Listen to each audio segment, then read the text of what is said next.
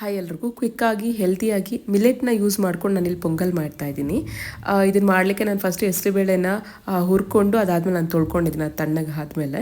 ಮತ್ತು ಸಾಮೆನ ನಾನು ಯೂಸ್ ಮಾಡ್ಕೊಂಡಿದ್ದೀನಿ ಇಲ್ಲಿ. ಇದನ್ನು ನಾನು 3-4 ಸಲ ಚೆನ್ನಾಗಿ ನೀರಿನಲ್ಲಿ ವಾಶ್ ಮಾಡಿದ್ಮೇಲೆ ಕುಕ್ಕರ್ಗೆ ಎರಡೂ ಹುರಿದಿರೋ ಹೆಸರುಬೇಳೆ ಮತ್ತು ಸಾಮೆನ ಹಾಕಿ ಸ್ವಲ್ಪ ಅರಿಶಿನ, ಸ್ವಲ್ಪ ಉಪ್ಪು ಮತ್ತು ಎಣ್ಣೆನ ಹಾಕಿ ಅದನ್ನು ಸ್ವಲ್ಪ ಚೆನ್ನಾಗಿ ಮಿಕ್ಸ್ ಮಾಡಿ ಒಂದು 3 ಕೂಗು ಕೂಗಿಸ್ಕೊಂಡಿದ್ದೀನಿ. ಚೆನ್ನಾಗಿ ಬೆಂದ್ಬಿಡುತ್ತೆ 3 ಕೂಗ್ನಲ್ಲೇ.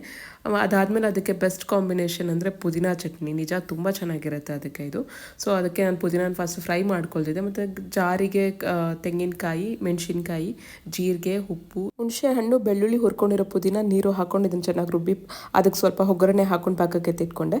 3 ಕೂಗು ಆದಮೇಲೆ ಸಾಮೆ ಮತ್ತು ಬೇಳೆ ಅದು ಈ ಥರ ಕಾಣಿಸುತ್ತೆ. ಅದಕ್ಕೆ ನಾನು ಸ್ವಲ್ಪ ನೀರು ಕೂಡ ಆ್ಯಡ್ ಮಾಡಿಕೊಂಡೆ.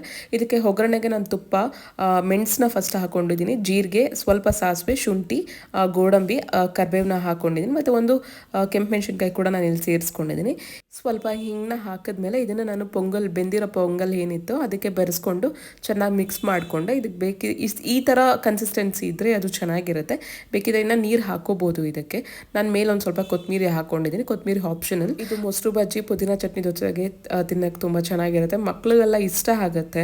ನೆಕ್ಸ್ಟ್ ನಾನಿಲ್ಲಿ ಪನ್ನೀರ್ ಬುರ್ಜಿ ಮಾಡ್ಕೊಳ್ತಾ ಇದ್ದೀನಿ. ಇದಕ್ಕೆ ಎಣ್ಣೆ ಹಾಕಿ ಅದಕ್ಕೆ 1 ಈರುಳ್ಳಿನ ಸೇರಿಸ್ಕೊಂಡಿದ್ದೀನಿ. ಇದಾದ್ಮೇಲೆ ಶುಂಠಿ ಬೆಳ್ಳುಳ್ಳಿ ಪೇಸ್ಟು, 2 ಹಸಿಮೆಣಸಿನ್ಕಾಯಿ, 1 ಚಿಕ್ಕ ಟೊಮೆಟೊ ಹಾಕ್ಕೊಂಡು ಖಾರದ ಪುಡಿ, ಜೀರಿಗೆ ಪುಡಿ, ಅರಿಶಿನ, ಗರಂ ಮಸಾಲ ಹಾಕ್ಕೊಂಡು ಸ್ವಲ್ಪ ನೀರು ಹಾಕಿ ಅದನ್ನು ಚೆನ್ನಾಗಿ ಬಾಯ್ಲ್ ಮಾಡೋಕ್ಕೆ ಅಂತ ಬಿಟ್ಟೆ. ಇದಕ್ಕೆ ನಾನು ಒಂದು ಅರ್ಧ ಕ್ಯಾಪ್ಸಿಕಮ್ನ ಹಾಕಿ ಉಪ್ಪು ಹಾಕಿ ತುರ್ಕೊಂಡಿರೋ ಪನ್ನೀರ್ ಮತ್ತು ಕಸೂರಿ ಮೇಥಿನ ನಾನು ಇಲ್ಲಿ ಆ್ಯಡ್ ಮಾಡ್ಕೊಂಡಿದ್ದೀನಿ. ಆಫ್ ಆದಮೇಲೆ ಕೊತ್ತಂಬರಿ ಮತ್ತು ಸ್ವಲ್ಪ ಚಾಟ್ ಮಸಾಲ ಇಲ್ಲಿ ಆ್ಯಡ್ ಮಾಡ್ಕೊಂಡಿದ್ದೀನಿ. ಚಪಾತಿ ಜೊತೆ ಇದು ಬೆಸ್ಟ್ ಕಾಂಬಿನೇಷನ್. ನೆಕ್ಸ್ಟ್ ಇಲ್ಲಿ ಹರ್ಬಲ್ ಟೀ ಮಾಡ್ಕೊಳ್ತಾ ಇದ್ದೀನಿ. ಇದು ಮಾಡಲಿಕ್ಕೆ ನಾನು ಶಂಖಪುಷ್ಪಿ ಹೂವು ಬರುತ್ತಲ್ಲ ಅದನ್ನು ಬಿಸಿನೀರಲ್ಲಿ ಹಾಕಿ ಒಂದು 2 ನಿಮಿಷ ಬೆಂದ ಮೇಲೆ ಜೇನುತುಪ್ಪ, ನಿಂಬೆ ರಸನ ಹಾಕ್ಕೊಂಡು ಕುಡಿಯೋದಕ್ಕೆ ಚೆನ್ನಾಗಿರುತ್ತೆ. ಡಿಟಾಕ್ಸ್ ಡ್ರಿಂಕ್ ತುಂಬ ತಣ್ಣಗಿರುತ್ತಲ್ಲ, ಅದು ಕುಡಿಯೋದಕ್ಕೆ ಸ್ವಲ್ಪ ಬೇಜಾರಾಗುತ್ತೆ. ವಾರಕ್ಕೆ ಒಂದ್ಸಲಿನಾದರೂ ಇದನ್ನು ಕುಡಿಯೋದ್ರಿಂದ ಹೆಲ್ತಿಗೆ ತುಂಬ ಬೆನಿಫಿಟ್ಸ್ ಇದೆ. ನೆಕ್ಸ್ಟ್ ನಾನು ಇಲ್ಲಿ ಹೆಸರುಬೇಳೆ ರಸ ಮಾಡ್ಕೊಳ್ತಾ ಇದ್ದೀನಿ. ಇದನ್ನು ಮಾಡಲಿಕ್ಕೆ ನಾನು ಹೆಸರುಬೇಳೆನ ವಾಶ್ ಮಾಡಿಕೊಂಡು ಇದಕ್ಕೆ ಎಣ್ಣೆ, ಕರಿಬೇವು, ಅರಿಶಿನ, ಉಪ್ಪು, ಟೊಮ್ಯಾಟೊ ಮತ್ತು ಕೆಂಪು ಮೆಣಸಿನ್ಕಾಯಿ ಬರುತ್ತಲ್ಲ ಅದನ್ನು ಹಾಕ್ಕೊಂಡು, ಬೆಳ್ಳುಳ್ಳಿ ಹಾಕ್ಕೊಂಡು, ಸ್ವಲ್ಪ ಜೀರಿಗೆ ಹಾಕ್ಕೊಂಡು ಒಂದು 2 ಕೂಗು ಕೂಗಿಸ್ಕೊಂಡ್ರೆ ಅದು ಈ ಥರ ಬರುತ್ತೆ. ಅದನ್ನು ಚೆನ್ನಾಗಿ ಸ್ಮ್ಯಾಶ್ ಮಾಡಿ ಒಗ್ಗರಣೆಗೆ ಎಣ್ಣೆ, ಸಾಸಿವೆ, ಜೀರಿಗೆ, ಕೆಂಪು ಮೆಣಸಿನ್ಕಾಯಿ, ಕರಿಬೇವು, ಹಿಂಗು ಮತ್ತು ಬೇಯಿಸ್ಕೊಂಡಿರೋ ಬೇಳೆ ಏನಿತ್ತು ಅದನ್ನು ಹಾಕಿ ಕೊತ್ತಂಬರಿ ಹಾಕ್ಕೊಂಡೆ. ಲೈಟಾಗಿ ಡಿನ್ನರ್ಗೆ ಏನಾದರೂ ಕ್ವಿಕ್ಕಾಗಿ ಆಗಬೇಕಂದ್ರೆ ಇದು ಬೆಸ್ಟ್ ಅನ್ನದ ಜೊತೆ ಕಾಂಬಿನೇಷನ್ ಆಗಿರುತ್ತೆ. ನೆಕ್ಸ್ಟ್ ನಾನು ಮಳ್ಕಳ್ಳಿ ಕಾಳು ಸಾರಿಗೆ ಖಾರದ ಪುಡಿ, ಧನಿಯಾ ಪುಡಿ, ಚಕ್ಕೆ, ಲವಂಗ, ಶುಂಠಿ ಬೆಳ್ಳುಳ್ಳಿ, ಹುರ್ಕೊಂಡಿರೋ ಈರುಳ್ಳಿ, ಟೊಮ್ಯಾಟೊ, ತೆಂಗಿನಕಾಯಿ, ಕೊತ್ತಂಬರಿ, ನೀರು ಹಾಕೊಂಡು ಚೆನ್ನಾಗಿ ರುಬ್ಕೊಂಡೆ.